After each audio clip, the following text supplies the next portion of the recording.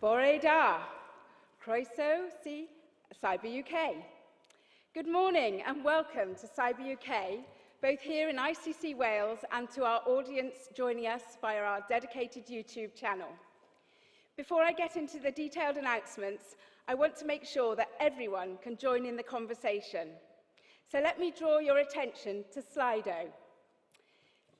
The details are on the screen behind me, or should be, and also in your mini event guide. I'll leave them there a while. I'll take you through the usual housekeeping, so feel free to open your browser and take a look. No contact details are necessary, and please post anonymously or with your first name only, and remember not to post anything sensitive. There'll be a test or a question at the end, so I'll know who's paying attention. For those of you with us online, we have a full programme each day with an exciting lineup of speakers. All the plenary sessions will be live streamed to you direct from us here at the ICC Wales, and they'll also be available to watch back on demand. There are a range of live keynotes and panel sessions, and there's also additional on-demand content from some of our sponsors in a playlist on the YouTube homepage. The full agenda can be seen on the Cyber UK website, and we'll also be putting up announcements throughout the day to tell you what's coming up. We welcome your interaction with the sessions, so if you have any comments, feedback, or want to reach out to others in the event community, please do so using the YouTube channel comments facility, or connect with us on Twitter or LinkedIn. Emergency procedures. There are no planned drills today, so all alarms and announcements are to be followed. Follow the direction of the ICC Wales and event staff, and you'll be directed to the nearest exit location. Anyone who needs assistance in an emergency, please make yourselves known to a member of venue staff. And please, can you make yourselves aware of all the emergency exits as you move around the venue. First aid, if first aid treatment is required, please again contact a member of the venue staff who will be able to assist. And please make frequent use of the hand sanitizer stations with COVID still around. Name badges. You must wear your name badge throughout the event for security reasons, and you'll be scanned in again tomorrow at registration. Should you lose your badge, please report to the registration desk, where you'll be able to collect a replacement with appropriate photo ID.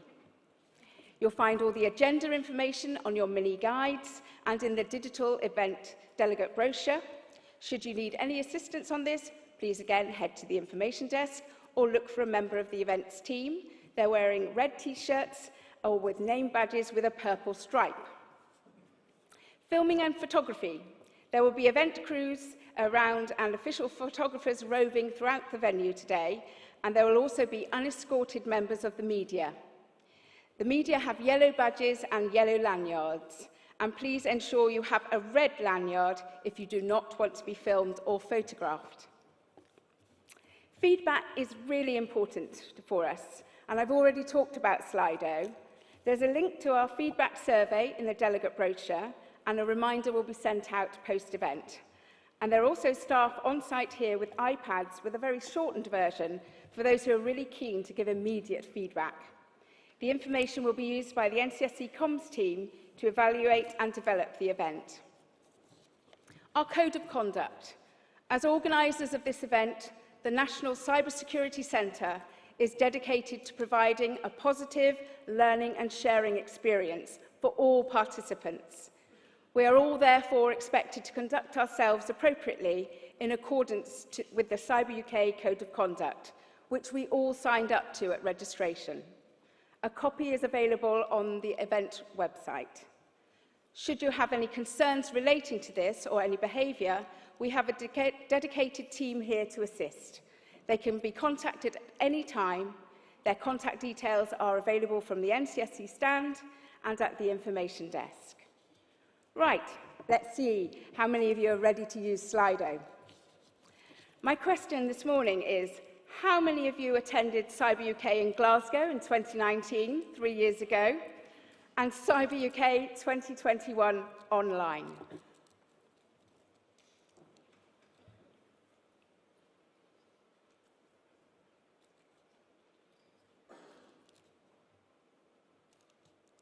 Not sure how long it takes for the results to come through. Oh, it's behind me. Oh, sorry. Oh, okay. Oh, so we're reaching out to some really good new audiences. And we've got some online. I hope you're still with us, as it were, online. So let's see how we reach out again this time. So please keep your feedback coming. Thank you for tipping me off. It's on the screen behind. Right. I hope you have a really productive and enjoyable event. It's so brilliant to be reconnecting. Now then, can I ask you to switch your mobile devices to silent as we're about to start? Thank you.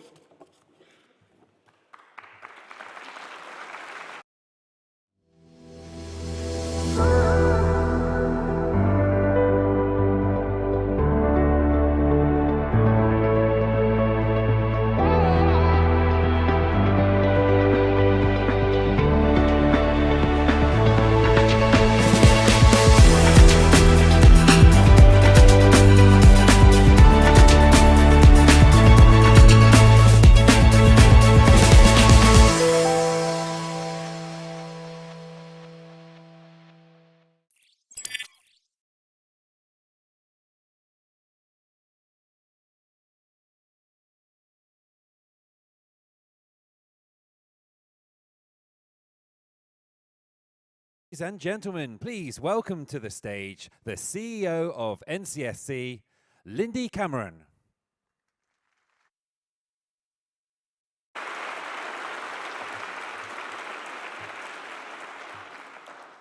Good morning, everybody, and Christio, so welcome to Cyber UK 2022.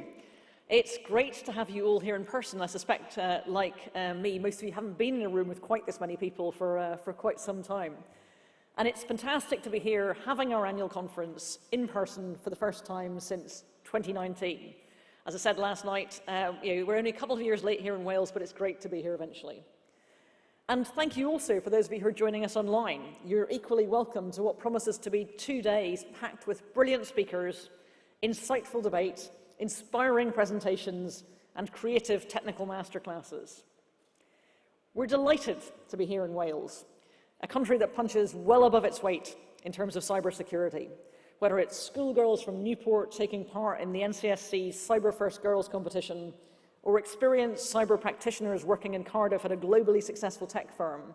Everyone involved in the thriving cyber ecosystem here in Wales should be rightly proud of their achievements. This pipeline of talent is vital to the UK's collective efforts to create a truly diverse profession that will help us to tackle future cyber challenges.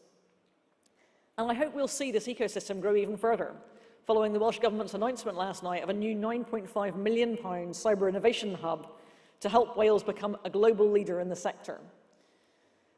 First Minister Mark Drakeford told us yesterday how co-funding this will help the Welsh Government, with the Cardiff Capital Region, transform that region into one of the UK's leading cyber clusters by 2030, with the potential to create jobs and transform lives. Because if we've learned one thing over the last few years, it's that cybersecurity is not a niche interest. It's central to our way of life. Whether it be shopping online without being scammed, protecting intellectual property, or national utilities keeping the lights on, we all rely on cybersecurity. So in many ways, no pressure to all of you, everyone relies on us. And I think that's on us as a community, on the cybersecurity community. And we in NCSC take that responsibility particularly seriously. NCSC was launched in 2017 as the team captain for cybersecurity in the UK. As part of GCHQ, we have access to the most sophisticated capabilities, helping us in our mission to keep the UK the safest place to live and work online. But we can't do that alone. Everyone and every organisation in the UK has its role to play in sharing knowledge, addressing systemic vulnerabilities, providing leadership on key national cybersecurity issues. And what we're particularly proud of is the strength of the community embodied by all of you here today, the partnerships between government and the private sector that's made the UK so good at this. And on that note, those of you who are veterans of Cyber UK's previously will be familiar with the buzz that this conference generates. It's partly due to the brilliant speakers, and we really do have some fantastic people lined up to talk to you today, but actually most of the buzz comes from all of you at this conference, and I really do mean everyone. I've already seen and felt the enthusiasm for myself when I walked into the hall earlier this morning. The sessions hadn't even started yet, and people were already starting new conversations and sharing ideas. So the next 2 days are the perfect opportunity to build on relationships we already have, and for those of you here for the first time, and I know there are many of you, to forge new alliances, bring new people in and on to our community, to grow and mature and become more diverse and inclusive. And that's crucial, in my view, if we're to provide the nation at large with the support it needs to develop the skills and technologies necessary to remain a respected and democratic cyberpower. I think the emphasis on collaboration is natural for all of us. It's exhibited on a daily basis by all of us in this community. It's why we're all here today, because we are a community that cares about the security and prosperity of the UK, and of our friends and of our allies. It's the whole of society approach, as set out in the National Cyber Strategy, which was published at the end of last year. And so you won't be surprised to know it's the key theme for this year's Cyber UK. We believe in integrating all the levers of government together, bringing together industry and academia in partnership, drawing on expertise from all parts of the UK and beyond, and engaging our citizens in collective effort. Each one of us in this room and watching across the globe can play a part in that. So please do use the next 2 days to forge these links. Help us keep the UK the safest place to live and work online. But before I hand you over to our keynote speaker, I wanted to just say a quick thank you to everybody who's contributed to making this event possible. I wanted to thank our exhibitors.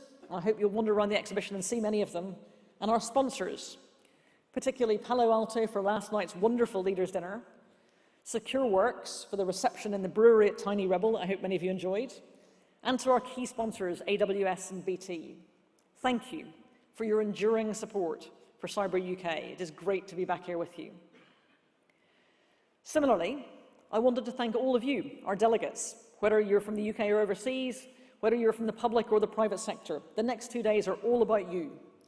And lastly, I would like to give a personal thank you to my team in the NCSC and to everybody from the International Conference Centre here in Newport. Thank you for your hard work in putting on what promises to be a really, truly wonderful conference in person. And I have missed this kind of thing so much for the last couple of years. So on that note, I wanted to introduce my boss. Everybody has one, and mine is Sir Jeremy Fleming, Director of GCHQ, who's going to share his views on the current state of global affairs and what it can mean for our strategic approach to future cybersecurity challenges. Sir Jeremy Fleming, over to you.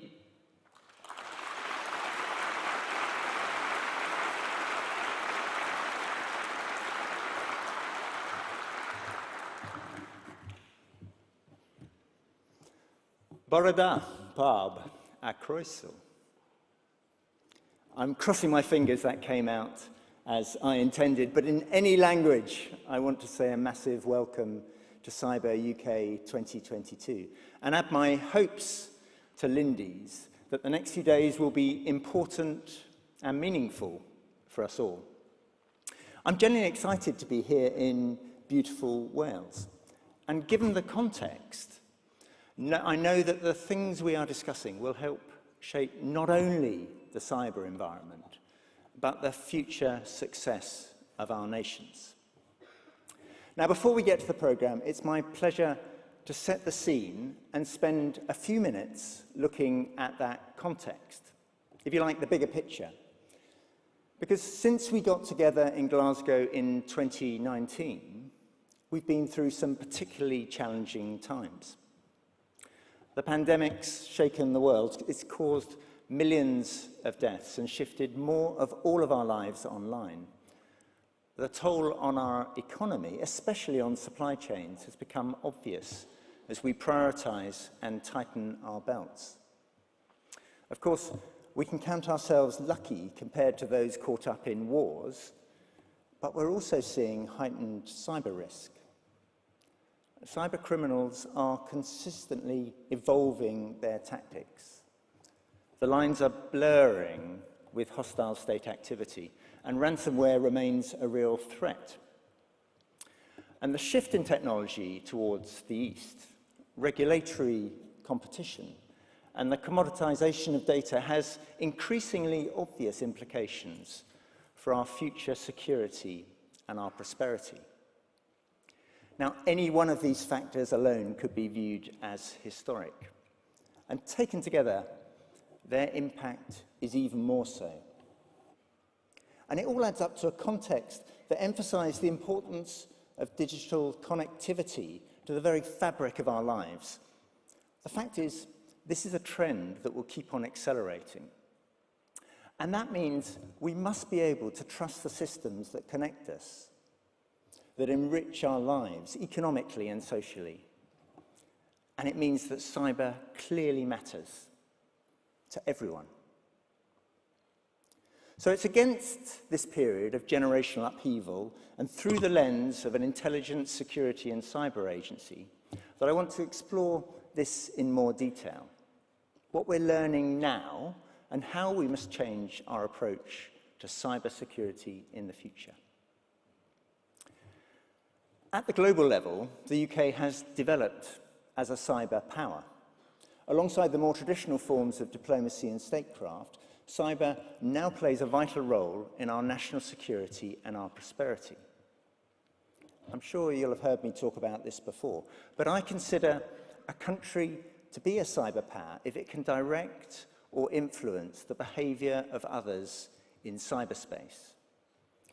And I believe that our ability to protect the digital homeland is where we must start. That I'm incredibly proud of the NCSE's role in UK's defensive strength. We're working with partners across the country, private and public, to respond to incidents, warn of threats, and offer tailored advice and guidance to stay safe online. And we're supporting the adoption of measurable data-driven standards in government, the public sector, and the wider critical national infrastructure. And it's increasingly clear that not only are these the right things to do, they have the potential to make a long-term systemic impact. However, we can't take our current defensive strength for granted. As threats shift, as technology advances, we must constantly re-evaluate and reinvent cybersecurity. And we know that to be a true cyber power, cybersecurity alone is not enough. And that's why, with our partners in intelligence and the Ministry of Defence, we formed the National Cyber Force. It builds out from our world-class cyber defence and resilience. And it's brought another level to the spectrum of national security work. The NCF is already making a big impact. From countering disinformation to supporting the activity of our military overseas and to helping law enforcement go after criminal gangs. It's improving the UK's defences and it's imposing a cost on our adversaries.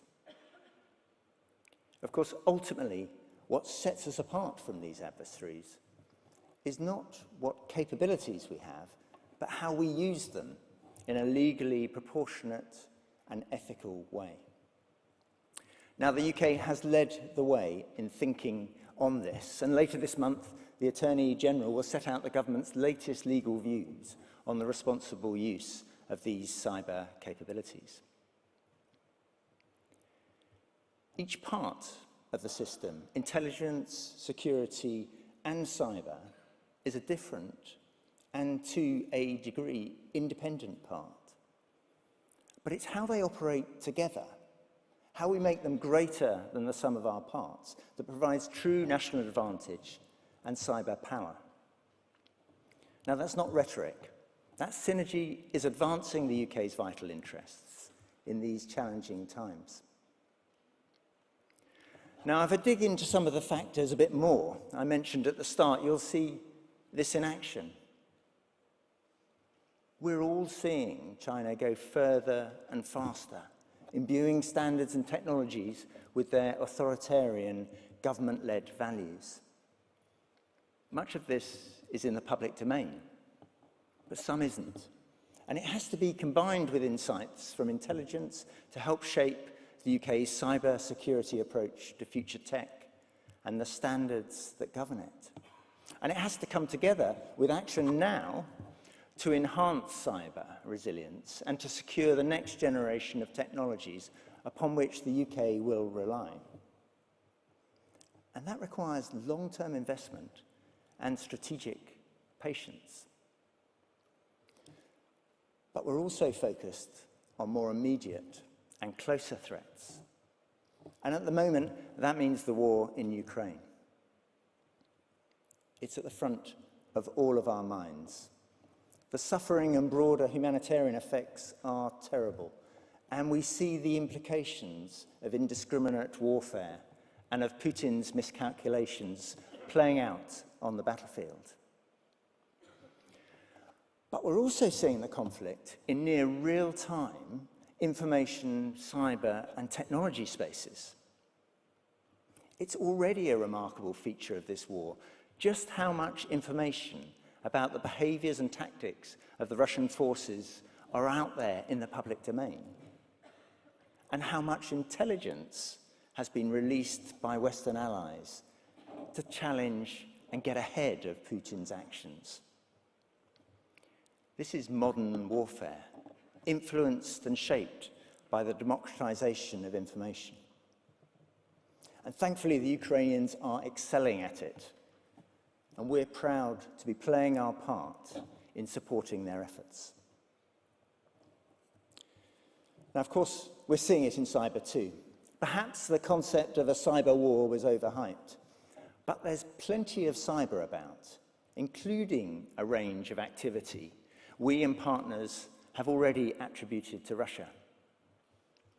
We've seen what looks like spillover activity that has affected other countries, and we've seen indications that Russia's cyber operatives continue to look for targets in countries that are opposing their actions. So that's why we have to increase our efforts to ensure the UK, businesses and government urgently improve levels of cyber resilience, and why, with our allies, we will continue to support Ukraine in shoring up their cyber defences. Now, back here in the UK, we've continued to adapt. For the first time, as you've heard, we have a national strategy that covers the whole of cyber. From defence to cyber operations, and from cyber rules to skills, it's a national cyber strategy with a whole-of-society approach. It recognises the role of citizens, businesses large and small, academia, NGOs, local and devolved governments. And it recognises that we must work together to raise cyber resilience. I think it genuinely breaks new ground. And whilst it inevitably talks to the threat, it makes it very clear that as a country, we must seize the opportunities from technology, confident that cyber remains a force for good. As technology never stands still, we won't stand still either. The NCSE continues to evolve in response. Take our active cyber defence programme. It took down more than 2.7 million online scams in 2021 alone. It's delivering real results, especially when they're combined with the new early warning services. And of course, this isn't just relevant to those of us in the cyber community. As a country, we face a serious global economic situation. The need to make the UK the safest place to live and do business online is ever more relevant. We must continue to focus on cyber criminals and other malign actors who are adapting their tactics to make money by diversifying our approach too. For example, through the Cyber Aware campaign, the NCSE is arming individuals and organisations with the knowledge to stay safe online, including against ransomware attacks. And through the National Cyber Force, we are actively undermining cyber criminals' assumption that they can act with impunity on the internet. We've disrupted criminals, making it clear that they are being observed and going after their ability to profit from their illegal work. Now, cybercrime has always had a local and a personal impact on its victims, but cyber criminal networks go beyond international boundaries. NCF has worked with the NCSC and law enforcement partners in the UK and overseas to disrupt these gangs. And alongside our partners, we've mounted operations to undermine their networks, prevent them from profiting from their crimes, as well as denying them access to their cyber tools and their malware. In real life, this means tens of millions of pounds in potential fraud against the UK economy avoided. It means hundreds of thousands of stolen credit cards made worthless to the criminals. And it means countless potential victims of crime around the world with their data and accounts safeguarded. That's cyber power on an immense scale. So just as we need a whole-of-society approach, the whole of society must benefit from the opportunities cyber can bring. Across our regions, we can already see that happening. We've chosen to locate our newest GCHQ hub in Manchester. It's a city that's part of a thriving community in Europe's fastest growing major tech cluster. It already has a growing NCSE footprint too, which we plan to significantly expand. And the National Cyber Forces site nearby in Salisbury will help grow technology, digital and defence sectors across the whole region. Here in Wales, cyber is bringing new opportunities too, enabled, encouraged and supported by the Welsh Government. This always starts with education. And Wales now boasts academic centres of cyber excellence, producing world-class research and talented graduates with the specialist skills needed throughout our economy. The budding cybersecurity sector here has already attracted world-leading tech giants alongside homegrown startups. And in its international strategy, the Welsh Government is putting cybersecurity at its heart. It's about encouraging investments and exports, but it's also about people and employment here in Wales. So I hope in the last few minutes I've given a flavour of what we're seeing in terms of global trends and emerging events. I've tried to outline the way the UK government intends to address this situation in terms of a whole of society and a whole of cyber approach. And where I see GCHQ, including through the NCF and the NCSC, playing a major part. But I want to finish on the things we can all do that will make a difference, for now and for the longer term. Firstly, partnerships. It's clear that the UK must work beyond its borders with countries who believe the digital world should remain open, democratic and free. We have a collective responsibility to stand together to oppose those who do not share our core values and interests, and to provide a persuasive offer to those countries who may be deciding which side of the argument they want to take. To do this, we need to shape the international debate about the way in which technology in cyberspace should be governed in the future. And here in the UK, we could not do that without the partnership between government and industry. And that's in no small part, thanks to many of you in this room. I'd note that wherever I travel, I'm asked how others could learn from this way of working. And I always say that the partnership between government and industry has to continuously evolve.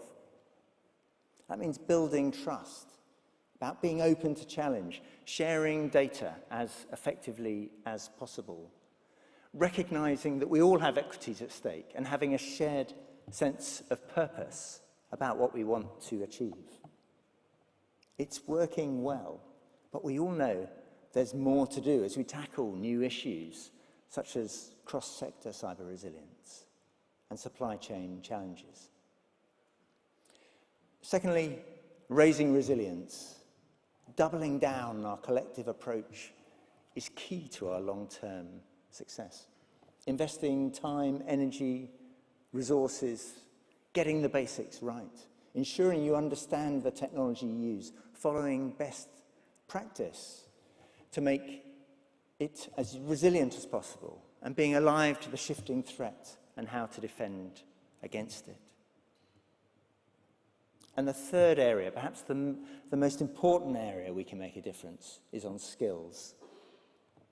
The talent in the community today is huge. But if the UK wants to continue to be successful, we need to widen the appeal of careers in cyber. Together we must work to attract the next generation of talent from as diverse a pool as possible, from right across the country. The range of lived experiences this will bring into our workforces will make us all collectively better. Now, we're doing this through the massively successful Cyber First programme.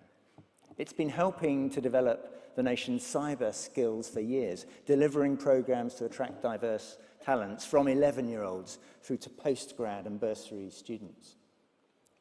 And many of you are developing the career streams which will sustain and develop these skills for the longer term too. Of course, there are many other areas for us to progress together.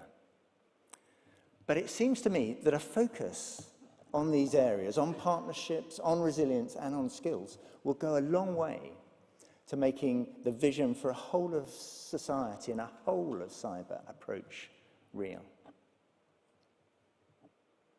Now, I'm going to close today by reflecting that the global shifts we are seeing will take decades to resolve.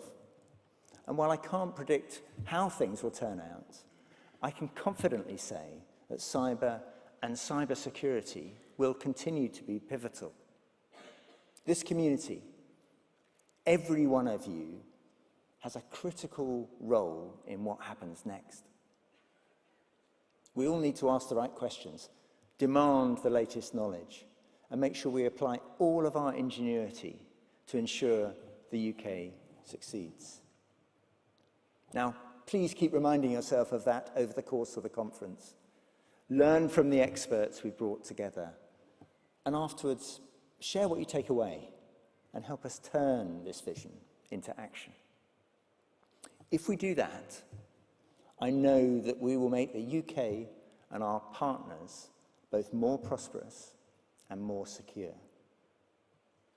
I really look forward to seeing the difference we can make and to seeing you all again in Northern Ireland next year. Thank you.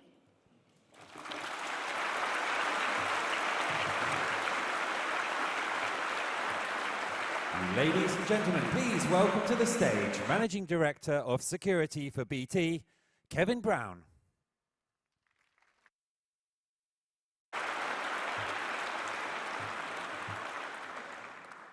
Good morning.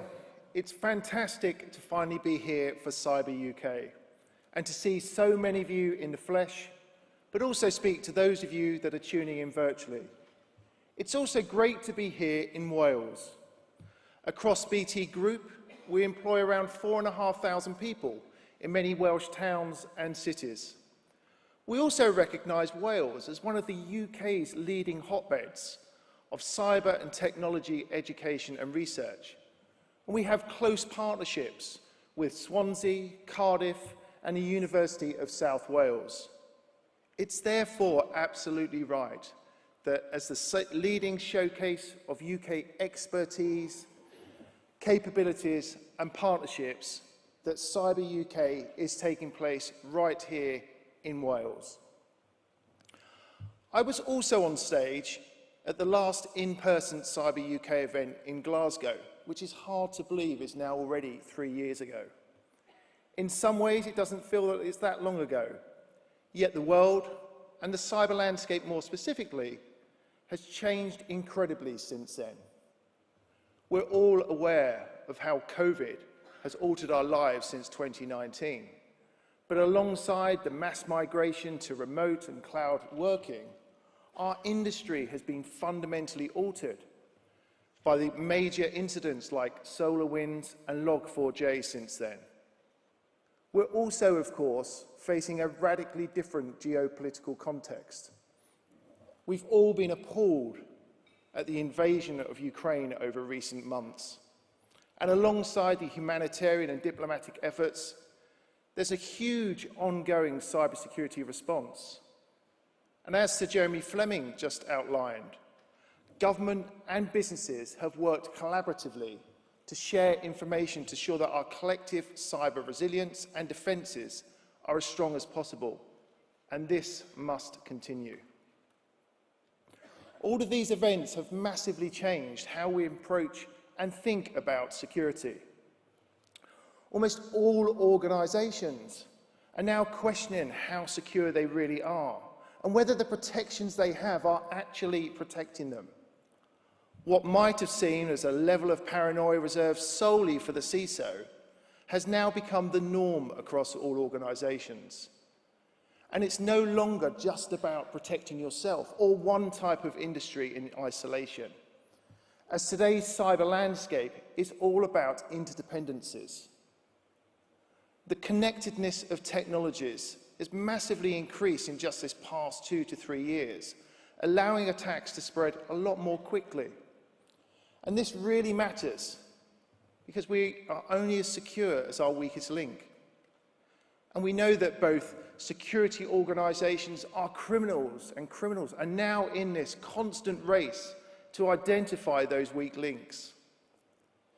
These have, of course, been big challenges for BT, as our infrastructure provides the digital backbone for the UK. We provide services to millions of customers who expect us to seamlessly connect and protect them. And these connections have, of course, become more essential than ever during recent times. We've seen a 62% increase in daily traffic since the first lockdown, as so much of our lives migrated online. And in fact, in just this past 3 minutes or so that I've been speaking, over 250 terabits of data would have passed across our network, and this then doubles during peak time. We're rapidly rolling out FTTP and 5G networks to support this demand. But this increased network demand and data brings a greater attack surface for us to protect. Our cybersecurity platform processed over 100,000 events per second in 2018, but today now processes over 2 million events per second.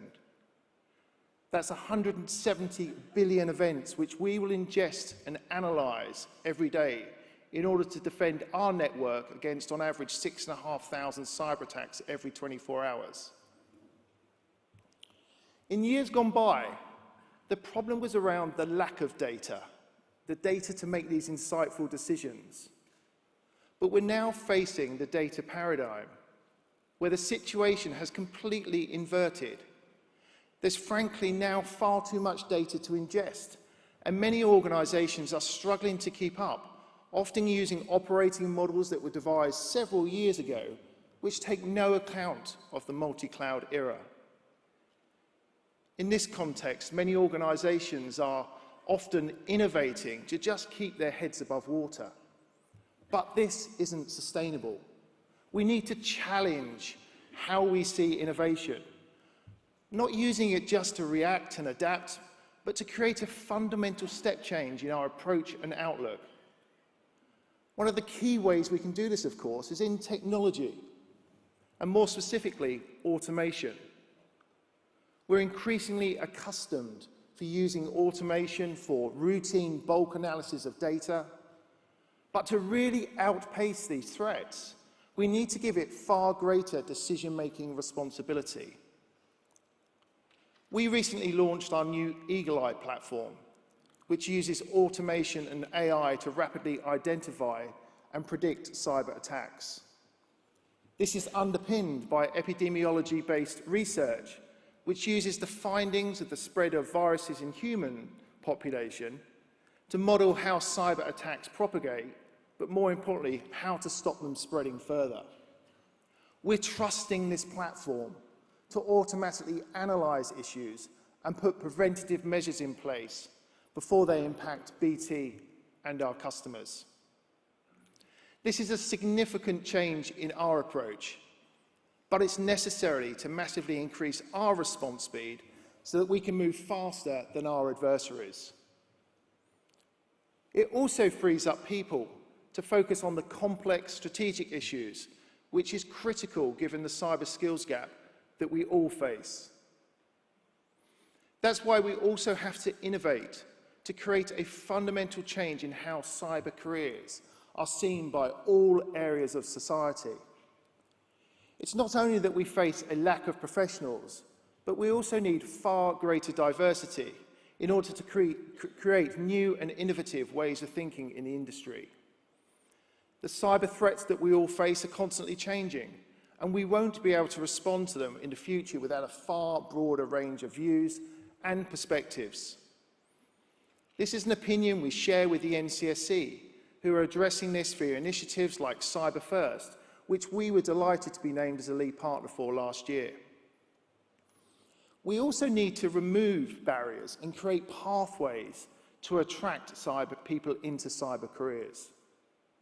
There are simple steps that we can all take, from removing gender bias from the language we use in job descriptions, through to creating better representative interview panels. We know that many people believe that training for a cyber career will be too technical, too expensive, too time-consuming. So we also need to find ways to challenge and change that perception. That's why we recently began an industry-first partnership with Caps Lock, covering the fees and salaries of a group of BT employees to reskill them into cybersecurity roles from other areas of the business. We also know that many people still see security in general as something that is too impenetrable or scary for them to do anything about in their daily lives. But security is not just an industry problem that us here can solve alone in isolation. It's something that touches every area of society, which needs to encompass everything from the basics of using digital tools and spotting online misinformation, through to challenging the most complex cyber solutions. We've made significant progress on raising security awareness through initiatives like the NCSC's Cyber Aware programme. But we have to keep on innovating to ensure that we can reach the whole of society in order to build up our collective resilience and level up the UK's cyber capability. This means considering every possible angle and audience when we explain security and the fundamental steps that everyone can and needs to take in order to protect themselves.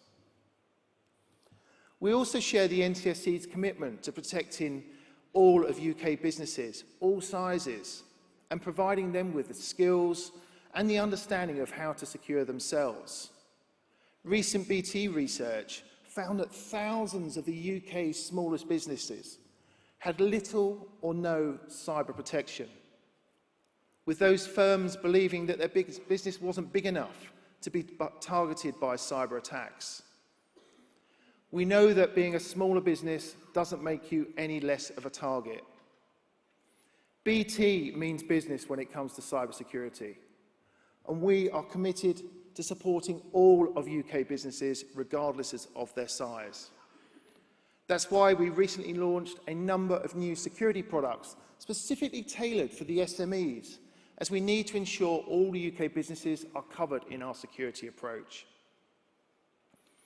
To wrap things up, the government has been clear that security sits at the foundation of the UK's political and economic ambitions, and its new cybersecurity strategy provides the direction and the investment needed to maximise our capabilities.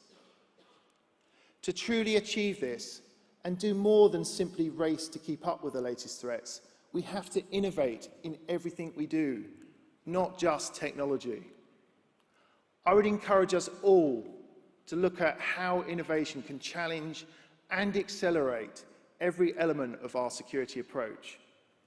If we can do this collectively, we will advance the UK's global standing and the reputations of our own organisations internationally.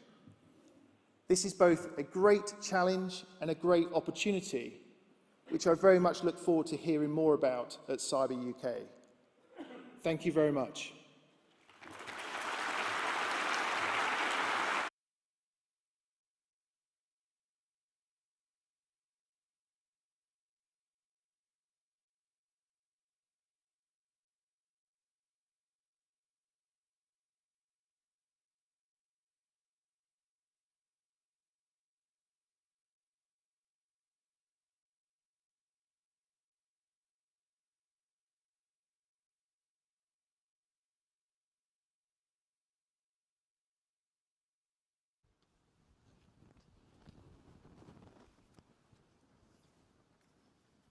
Fantastic, and thanks to Kevin for that amazing speech. And now it's over to us to kick off the next session with the first plenary session, for which I'm delighted to welcome three amazing international colleagues who are each responsible in their own way for some really serious cybersecurity in their own countries and regions. So I was just going to introduce them briefly and then turn to them some remarks. We've got Rob Joyce, who is Director of the National Security Agency's Cybersecurity Directorate.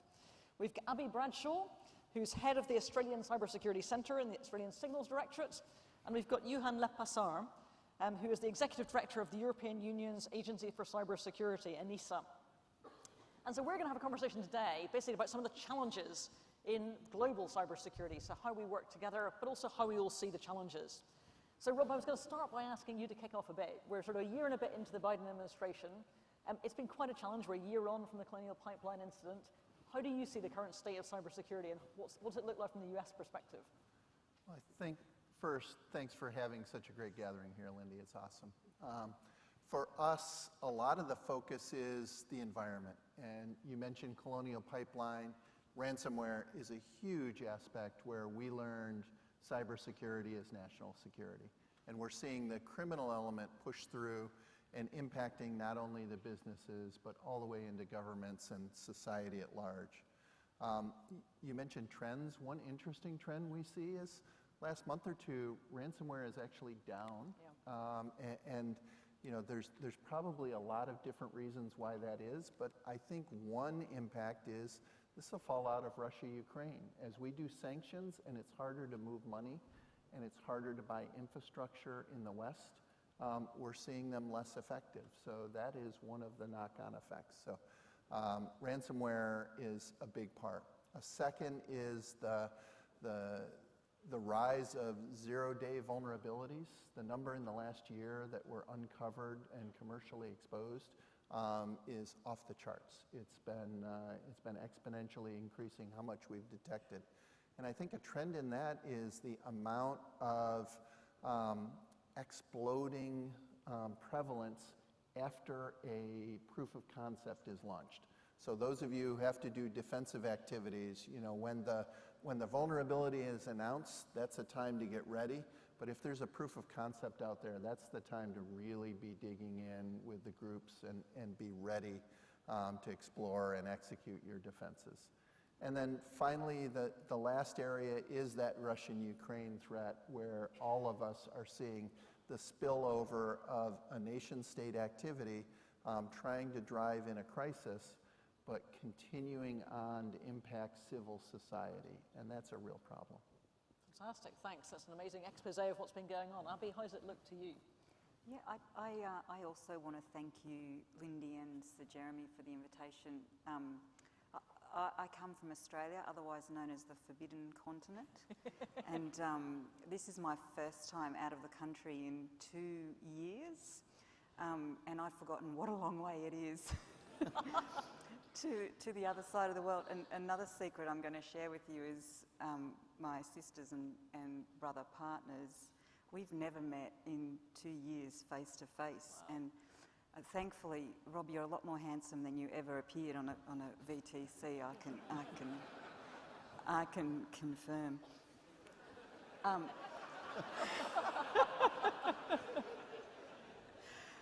Hey, I want to acknowledge also Rob. You know, I think from our perspective, the leadership out of the Biden administration, some of those really massive muscle movements over the last 2 years. Congratulations on the introduction of the cyber incident reporting for critical infrastructure. You know, we have got a similar regime in Australia, which we're super proud of, and I think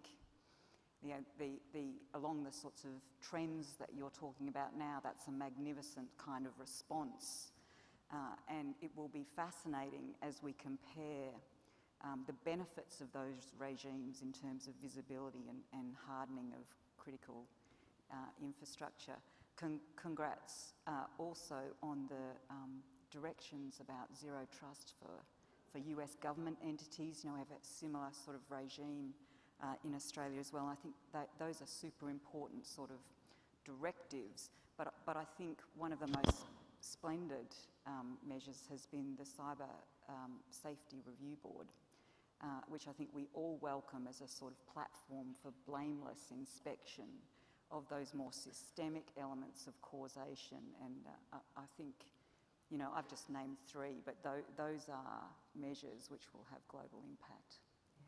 Fantastic, yeah, and actually we were lucky enough that Heather Atkinson from Google was talking to us a bit about the That's Cyber Safety Review Board in the forum we had yesterday. I mean, I'm really excited to read her report, because I do think that, you know, having some insight, my husband's a pilot, so having quite a lot too much insight at times actually into airline safety, I think there's such a huge amount to learn from that industry in terms of not just the technical side, but actually the crew resource management side, the human behavior element of cybersecurity, and how it is we really try and nudge this in the right direction. But Johan, how's it look to you over the last year, and from Anissa's perspective? Well, it's been very busy, as yes. all of us, I imagine. I've had colleagues who haven't slept since December, since for Log4j. And of course, now we have the war in Europe. One thing that, when I look back, is also yesterday at the leaders' dinners, we heard the fact that the ransomware payments on average have been increased 150% around. What we haven't seen is the prerequisite investments from important and essential entities into information security and cybersecurity. Just last year we ran a study in Enisa surveying 1,000 important essential entities in Europe, and the median percentage from their IT budgets that goes to information security is 7.7%. That's not nearly as sufficient as I would like that to be. So one thing that bothers my mind is how to incentivize organizations, the critical entities in important sectors to invest in cybersecurity, how to make them more conscious about their own obligations. Colonial pipeline was mentioned, but I think we need to find the framework, and the framework in partnership, of course, with the whole community and private sector, how to do that. I think that's one thing. And now, looking back where we are at right now, I mean, we've seen a lot of things that we expected to happen. So we've seen massive cyber attacks accompanying kinetic attacks in Ukraine. We've seen spillovers, not as massively as we expected them, but still. One thing that is, I think, kind of a surprise is the level of hacktivism or the whole of society approach, both in terms of accompanying information campaigns directed towards Russia or supporting Russian disinformation campaigns. And we've seen a good deal of resilience from the Ukrainian state as well, maintaining their connectivity. We've had press conferences given from besieged cities. And I think that also shows the value of building partnerships early on, making sure that you build resilient systems, distributed systems that are difficult to take down, difficult to attack. And I think that's a lesson learned for all of us, how to build these partnerships that support resilience. That's fantastic. I mean, it's a great description of what's happened in the last few months, and I completely agree with you on that. Although our exhausted teams, it feels a bit like everybody sort of ran like mad to deal with Log4j till Christmas, and then sort of after Christmas has been running flat out, worrying about Russia, Ukraine. When you look back at the Russia-Ukraine situation in the last few months, has it been as you expected? Yes and no. As I said, I think we were all quite surprised. I think, well, what we were expecting is of course, a massive cyber campaign with more spillovers. We've seen some of it. The attack against the satellite operators, which essentially spilled over to 20 European countries and affected end users. 10,000 end users were affected. So, yes, we've seen that, but we haven't seen a sustained effort, let's say. But then, on the other hand, I think one thing that, of course, we've seen picking up is organized hacktivism. The way that is now being channeled in this conflict, I think that's something which also is a point of concern, perhaps. Yeah, absolutely, and I think we share that view, and I think we would like to see sort of, frankly, people sticking within the rules. It's understandable, but it's alarming. Rob, how has it looked from your perspective there, from sort of looking at Russia-Ukraine in the last few months? What's changed? The change is the international surge. I think, as governments, the big thing from the U.S. was really the operationalization of our intelligence. The idea that the U.S. government was going to talk about the things we knew and try to get ahead of the narrative, and I think that was pretty successful. And so you see that in the State Department, White House engagements, the international engagements. But what may not be as apparent is we're doing the same thing with cyber intelligence. Yep. So we're trying to take the intelligence about threats, operations, tactics, and get that out. We're trying to work both in advisories that we do jointly across many nations, as well as working straight with industry where they can put blocks in place, where they can take a seed of information and pull that thread to then reveal things that the government activities don't understand, but because of their place in the ecosystem, their infrastructure, the things they're running, they can really add to the narrative and the understanding. And so that's the power I've seen, is that use of intelligence. And what we've found is knowing something is no good if somebody doesn't do something with it. And I think that's a shift you'll see, at least from our interaction in and following the Ukraine crisis, is we're trying to operationalize the things we know. Brilliant. And how would you reflect on sort of Johan's comment that we've also seen significant resilience from the Ukrainians as well? Oh, it's very clear. So a number of wipers, I can think of at least 8 unique variants of wipers that have been deployed against Ukraine.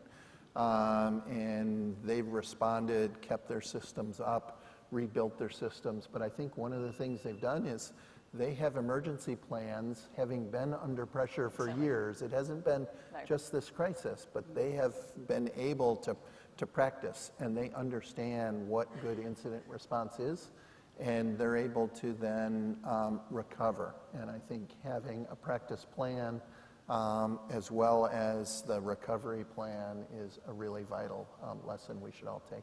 I think it's incredibly important. I mean, certainly that's one of the lessons I'd love the public to learn from this, is that you don't need to be passive in response to this. Actually, there's stuff that you can do. Please get on with it as fast as possible. But you can be active in your own cyber defense. I think it's a really important lesson to people that even in the face of a significant state adversary, that you don't need to freeze in the headlines. So I think it's a great lesson to take away, and it's been very impressive. We've also been very proud to be assisting the Ukrainians with that, and I know other colleagues have as well. But Abby, how does this look from sort of Asia Pacific? I mean, sort of does this feel real and present, or are you more focused on other threats? So a couple of things, just riffing off, perhaps Sir Jeremy's comments this morning about the Russia-Ukraine conflict. I mean, you might think that we weren't concerned about it in Australia. That would be completely wrong, and we have been the beneficiaries of incredible industry and international collaboration that you have described, to really understand what is happening geographically a long, long way away, but also to assist the uplift of our own domestic critical infrastructure. But I think one of the we all understood that this was going to be the first exercise in the integration of cyber with kinetic effects. Our concern was that others would be watching this playbook for the purposes of learning from its highs and lows and fine-tuning that, particularly in the Indo-Pacific, obviously, where we live.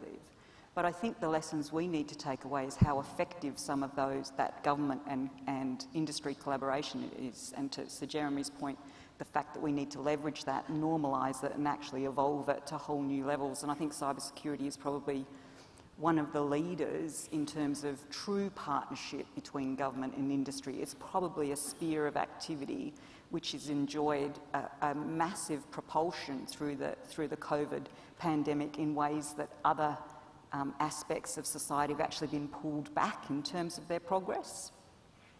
One aspect that took us by surprise, though, was the emergence of these cyber civil vigilantes, we call them, and the scale of them. And I mean, there's some reports about 300,000, on any one day. You might have 59 issues group on the side of Ukraine and 20 odd on the side of Russia. The numbers change on a day-by-day basis.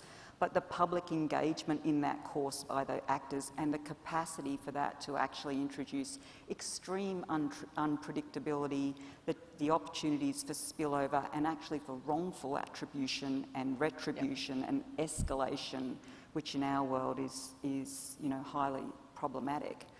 I think the emergence of those, it's worth analysing and calling them out, the new sort of behaviours that break those global norms which we hold so dear, the use of criminal actors to support state actions, the use of legitimate public tools like Google Maps to prosecute kinetic and physical military action, the use of public leakage of private information.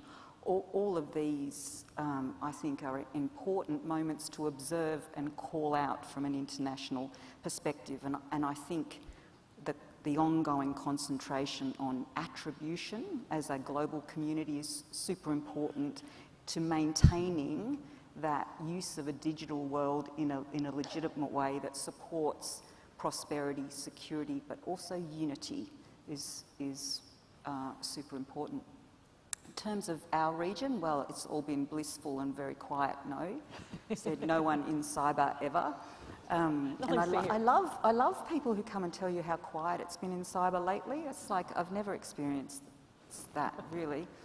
And in our side of the world, I suppose it's kind of a sad mirror of the sort of escalation and strategic deterioration in security conditions. The Indo-Pacific has seen great escalation and acceleration of power, competition in our area, and insofar as, of course, we're concerned by military build-up, but this is very important in the concept of the technology environment that's being created. And we are at a point at the moment where the technology environment in the Indo-Pacific could be influenced heavily by those who do not share the same liberal values that we do, and that is, of course, of major concern.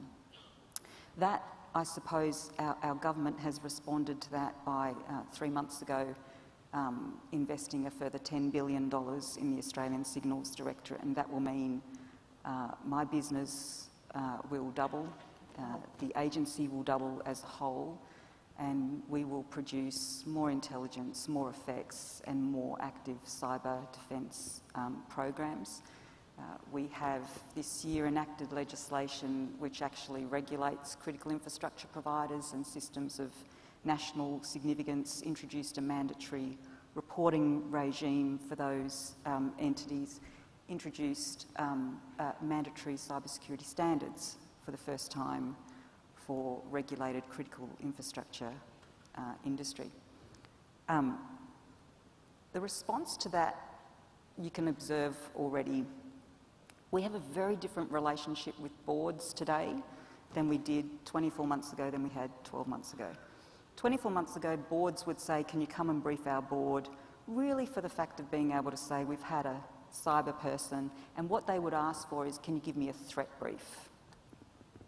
Today, boards say, can you come and brief our board, and can you stay while the CISO is briefing the board, and can you please give us a view about the quality of our controls and our estimation of risk, which is hugely transparent. I mean, that is a massive leap in trust to expose that sort of thing to a government entity.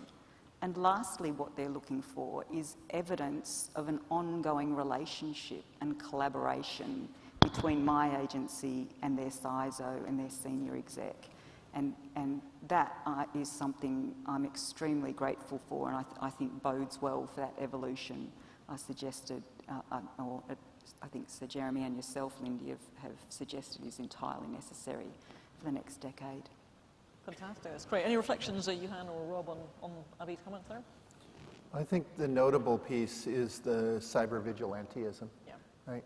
And that is, well, you want to sit back and root for the folks who are trying to do noble things. It is problematic. Yeah.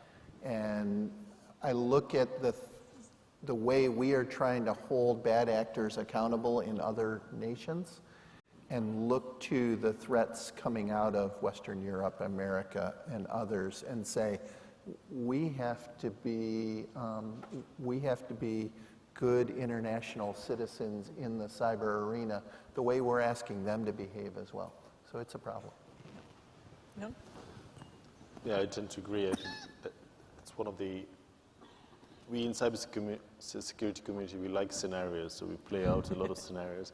This was one of the scenarios we did not really play out, despite saying all the time that cybersecurity needs to be a whole of society approach.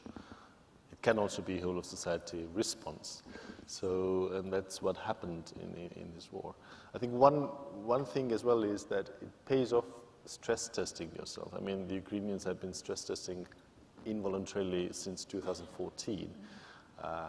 I don't think that we need to emulate that in our systems, but I mean, building a kind of a framework where you regularly stress test the most critical elements, infrastructure, sectors in your society, trying to incentivize them to do that yourself. I think that's something that, that we see that we should roll out at a much larger scale than it is. I know that UK has done a great work with the telecom service providers here, and I think this is something that we should really try to replicate across different critical sectors. Great. No, I think that's absolutely right. And I know there's some fantastic panels coming later today on some of those issues. But I mean, Abby, I'm really struck by your comment about the conversation changing. I mean, you know, I see that as well. It feels as if it's really maturing. We tried really hard in the last few months to try and get organizations to step up and not panic, do the things that we'd asked them to do for a long time, but really take it more seriously. And I think certainly from what I see, that is happening. You know, I'm seeing chief execs really asking their CISOs the right questions rather than leaving them to it and hoping that they don't have to understand complex technology. It does feel like a much more engaged and strategic conversation. But my sense is, I mean, Rob, I'll come to you on this, I think that's also true at the international level. So, you know, since the G7 last year, we've seen politicians talking about cybersecurity at a strategic level in a way that, frankly, I couldn't have imagined when I started this job. But how do you say it? I think everybody in this room knows what we need to do the basics of cybersecurity. And often the challenge is the culture and the resources, the will to say, this is the thing that we have to do, and we're going to endure the pain to get there. You know, we have a long journey ahead on multi-factor authentication. Right? There's nobody who thinks that's a bad idea. But it is real investment, real pain to implement it. What I'm seeing now, this shift, the last 24 months, 12 months, is people understand the urgency. In the US, I think that was a lot of the executive order that came out of the White House, was doing the things we know we need to do. For instance, you can't defend an enterprise if you don't understand what you have. So some of the first things we did were to empower CISA and others to have the ability inside the US government to ask hard questions about the state of as is, and then direct the to be. And by having that direction, there's implications that you're going to resource it. In our Defense Department, We have spent many years focused on the counterinsurgency, counterterrorism problem. We haven't been resourcing our IT and our weapons systems, which frankly are computers these days, right? They're all computer controlled and computer integrated.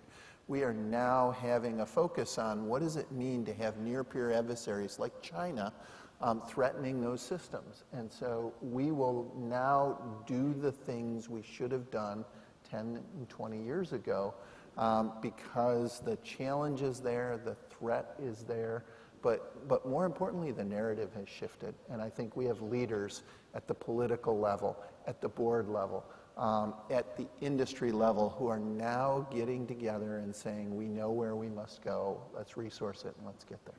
Brilliant. No, I think that sounds completely consistent. It's great that sharing these experiences, and from my perspective, allows us all to test some different things, learn from each other, sort of see what works, I think. But my sense is we also have a challenge in that we all run sort of organisations that have been thinking about this for a long time. Quite a lot of countries around the world are coming to this sort of quite new. We have a challenge in raising the bar everywhere. What are we all doing to support others to think about how we get better cybersecurity globally? Johan, my gut feeling is that a lot of things that we have been doing is ex post. We always look after and we find gaps and problems and then we try to fix it. We need to shift the paradigm and try to look more what are the ex ante measures that we can put in place so that we anticipate and we act in advance rather than react to issues.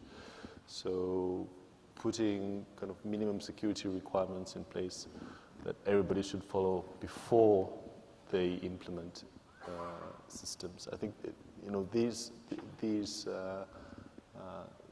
this is a shift. I think it takes some time. It's not only regulatory; it also involves technology, investments, skills, putting people and networks there to deal with it. No, I think that sounds great. I mean, Abby, you referenced sort of some of the future challenges we're going to face, and in particular, the changing nature of technology, the need to really get ahead of some of the international standards. How do you see that from a wider context? Yeah, well, I think, again, to some of the points that have been made earlier, that investment early in education, and really at the lowest possible levels in our school systems, so that you're generating a population of thinkers, of people that will employ government, industry and other bodies who understand secure by design. I think we are all beneficiaries of a wave of, cybersecurity is the new black. It was, Rob and I were talking only not long ago that cybersecurity was I shouldn't say this in this part of the world probably, but the red-headed stepson, sort of our worlds. And now look at us, we're like, the supermodels of the intelligence fraternity.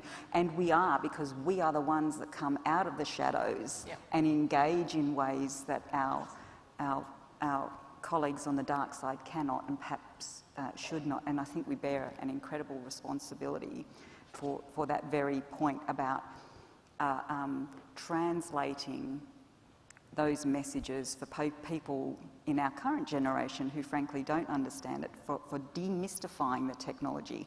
Good on ministers for getting up there and speaking in terms they probably would have been concerned to in case they got it wrong. Yep.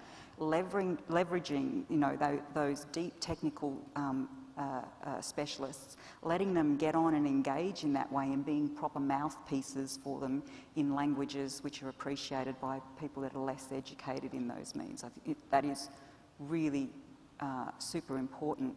And to the points that were made by Sir Jeremy about diversity and inclusion, and by your brilliant speaker last night, who unfortunately I think was probably appropriately a bit measured, but I suspect could get even wilder. I must go to one of those other parties, I think. That's important as well. She was absolutely right in saying that you must engage the broadest range of views and understandings in the way that we express those messages so that they are understood by whole of society. And one of the things that I'm most proud of is that in our, one of our important groupings, the Five Eyes community, amongst us and our counterparts, you people may not know, but of course there are 5, and 3 of the 5 are female. Lindy, myself, and New Zealand. That's probably not a statistics which you would have seen 24 months ago, and would see represented in our field of work anywhere else. And in fact, at Sir Jeremy's level, 2 of the 5 are female. We are making great steps, I think, but certainly far more to do. Just having female voices in the equation is great, but there are other voices which we need to draw up and include. Yeah. Fantastic, thank you. Well, we're out of time, so I have to say, you heard it here first, the supermodels of the intelligence world, basically. I'm going to repeat that one back, actually, though I have some way to go to aspire to that. But thank you so much, Johan, Rob, Abby, for a fantastic conversation and also for being amazing partners. It's brilliant to work with you. Thank you.